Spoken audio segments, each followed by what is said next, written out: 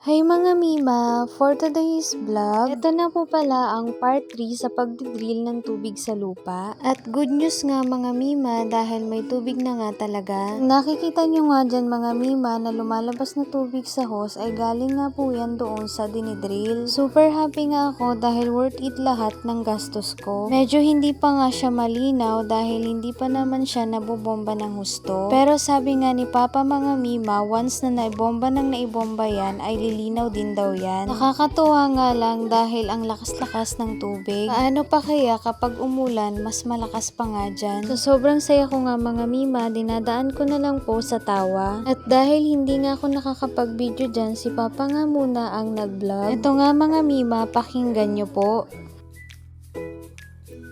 Ayan, kinabit na namin yung yung tubo para sa kunik sa bomba.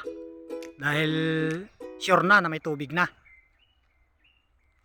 Yan hawak-hawak ni Brusinti yung yung PVC na yan na ibababa namin sa ilalim. Ay nawakan pa, nakahang kasi malambot pa, may solvent, malambot pa. So pag naisalpak namin yan, kakabit namin yung pinaka-plate ng bomba para masisimentohin ko ito bukas para okay na siya, ready na yung bomba ikabit. Okay, yan ayan yung mga nakuha namin tubig, dami na, malinaw na siya. Yan ang mga pinagdrillan namin, yan ang mga pinag-anuhan namin. Yan ang aming master yan. Yan toto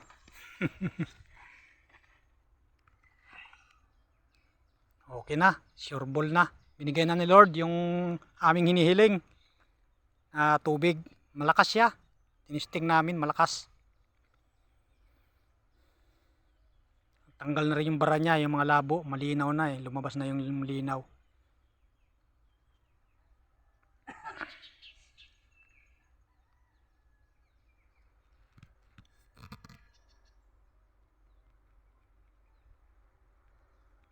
Yan, taas pa, nandiyan pa yung bomb. Mamaya ibababa na namin yung bomb, kung hindi bukas. Pero ngayon siguro namin ibababa para maikarga na ito sa pauwi naman.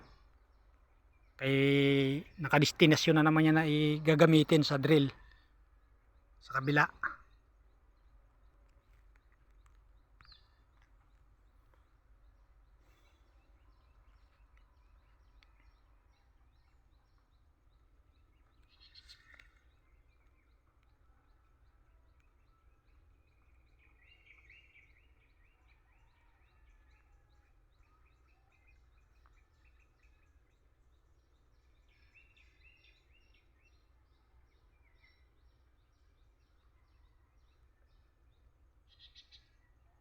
Buti na lang di kami inulan, maghapon, halos maghapon ng ambon-ambon. Pero sige, tuloy lang yung trabaho para lang makamit yung ating hinihiling, magkaroon ng tubig. Yan,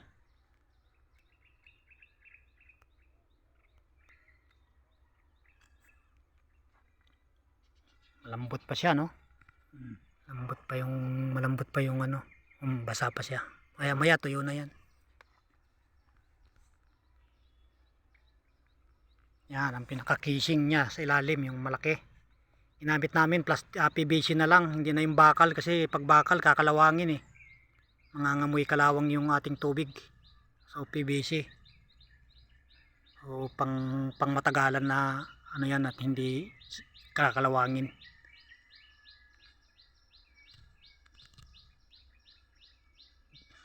Idos na PVC, pinaka-casing niya, tapos yung pinaka niya pinaka interior niya sa ilalim, yung connect doon sa tubig.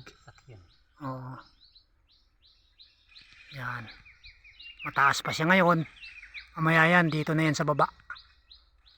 Inang lang namin muna, bali 2 tubot kalahati yan binaon namin. So natig GGs.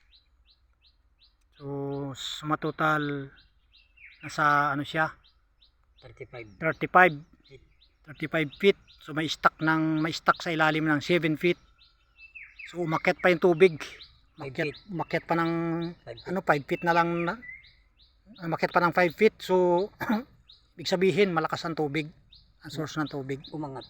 O umangat siya.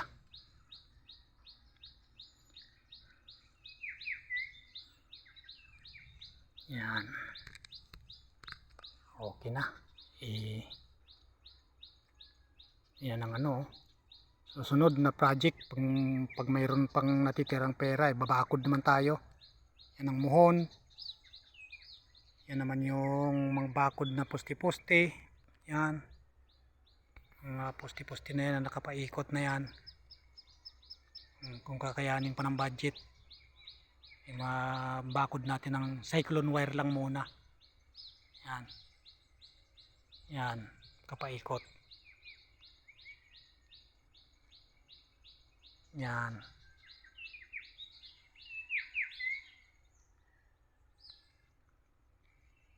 Okay.